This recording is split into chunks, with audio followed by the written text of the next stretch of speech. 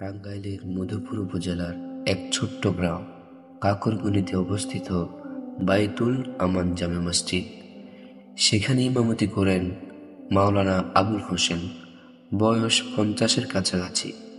তার সহকারী মুয়াজ্জিন হলেন যুবক রফিকুল ইসলাম, বয়স 30-এর কোটায়। আবুল হোসেন হুজুর 25 বছর ধরে এই মসজিদে ইমামতি করছেন। মাসিক সম্মানী মাত্র 6,000 টাকা। এই টাকায় তার 6 সদস্যের পরিবারের খরচ মেটানো প্রায় অসম্ভব। তবুও তিনি কখনো অভিযোগ করেন না।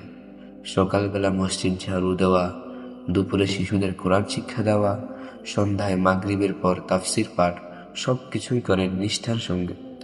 রফিকুল ইসলাম মুয়াজ্জিন হয়েছেন মাত্র 2 বছর হলো। তার বেতন আরও কম, মাসে 5,000 টাকা। দিনে দিন মজুরের কাজ করে সংসার চালান। তবুও প্রতিদিন ভোরে ফজরের আজান দিতে কখনো দেরি করেন না। মসজিদের পরিষ্কার পরিচ্ছন্ন থেকে শুরু করে বিদ্যুৎ বিল জমা দেওয়া পর্যন্ত সব কাজ তিনিই করেন। একদিন গ্রামের এক ব্যক্তি এসে বললেন, হুজুর, আপনারা এত কষ্ট করেন কিন্তু সম্মানিত খুবই কম।